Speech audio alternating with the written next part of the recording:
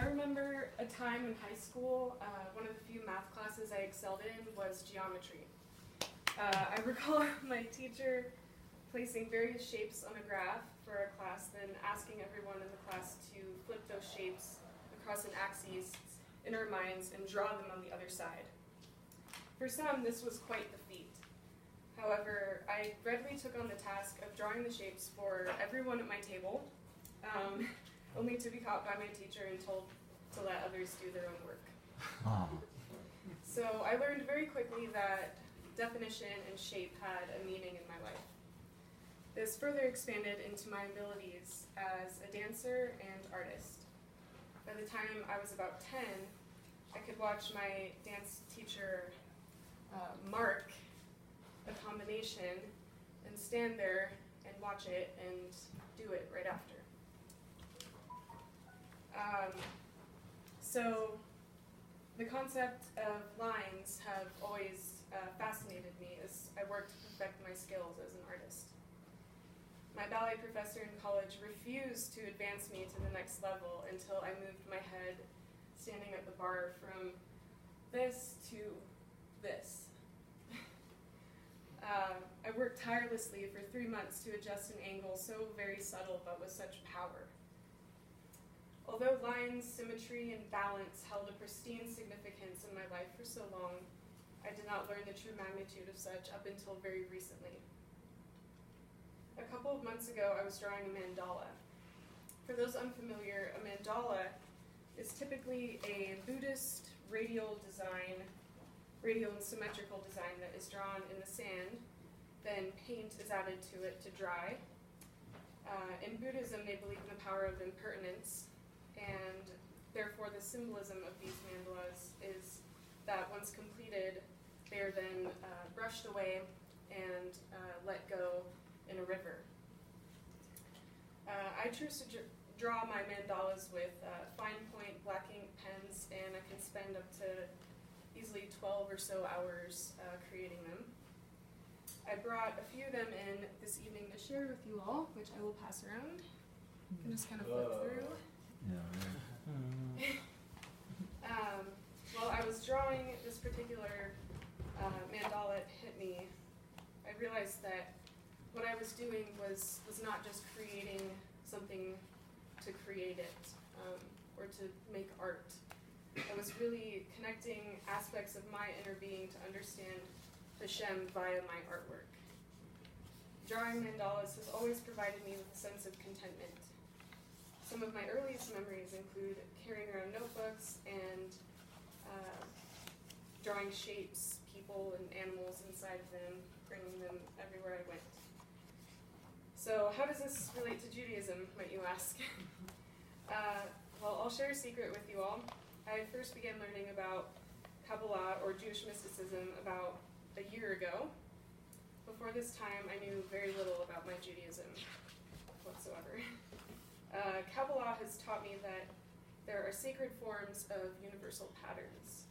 This is known as the concept of sacred geometry. The most concise way of observing these patterns in Kabbalah is through the tree of life. The tree of life is used in Judaism to understand Hashem and the manner in which he created the world. So I have like a little mini version of it here, which I will talk through, and then I can also pass around if you want to take a look at it.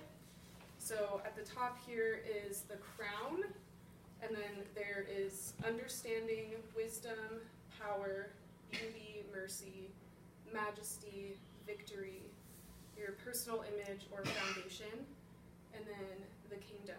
And so this is meant to represent like it's a manifestation of like our physical and spiritual bodies, and how we can use that image to relate to God. So you can take a look at that. It's also referred to as the 10 Sephirot. So each of these connections in the Tree of Life are special. If you get a chance to take a look at it, all of those points are connected and have significance in what those connections can do. So with all of them together, they depict the name of God. Furthermore, each connection aligns to a specific energy within the the human body. I have begun to explore the way the Tree of Life has informed my artwork by looking into its expansion. So when you take the Tree of Life and expand the hexagon that it creates and expand that outward, you end up with the flower of life, which is this. So I'll pass that around. So following the symmetry of the Tree of Life and expanding outward as I do with my mandalas, the flower of life is born. It's said to mimic the structure of crystallized water, and considering water is what first gave life to this earth, you can see why these shapes are crucial to Judaism. Now, what lesson is there to be learned from my exploration of mandalas and Kabbalah? Well, many people struggle in life without finding peace and discovering their true purpose because they fail to see their personal connection to Hashem.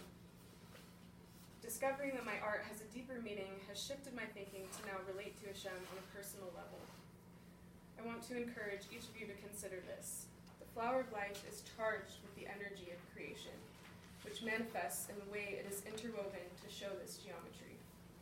The Tree of Life is a representation of our physical and spiritual bodies, those of which allow us to relate to Hashem. And each point of contact enables us to live our lives with a true purpose. I want you to observe the flower of life whenever you get a chance to look at it. Take a close look at it and think about the ways in which the magic energy of creation can not only connect us closer to Hashem, but additionally make us closer to others in the world. The symmetry in the flower of life is the same symmetry many of us are seeking to find in our lives. We look for ways to balance everything that we do. I see these symbols in Kabbalah as a way to step back for a moment and forget all of the tasks I'm trying to accomplish throughout the week. And instead, I can look at it and tell myself, I am whole, I am balanced, I am complete in the eyes of Hashem. And I hope this can encourage all of you to find balance and harmony in your own lives, whether it be through your own creations or simply taking the time each day to thank Hashem for his creation.